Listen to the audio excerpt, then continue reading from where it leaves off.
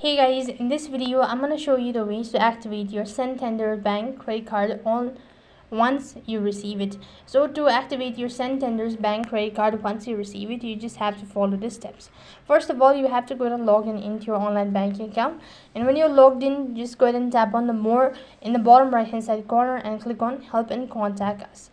As you've done that, you have to go and select chat with us, and then you have to ask to activate your credit card and just follow the prompts. So there's no such direct way of doing it. So or else if you're using a self-service in online banking, now it's easy to activate your new card or the credit card in online banking. You just have to log in and then go to my details and settings tab, then click on other services, and when you select the option that is credit card services, then you will be receiving a one-time passcode, and then you'll be receiving OTP that to the mobile number, and when asked you just have to enter in and you'll have successfully activated your Santander's bank credit card. That is all for this video. I hope the video was helpful. Make sure to like, share and subscribe to our channel. Thank you for watching. See you in the next video.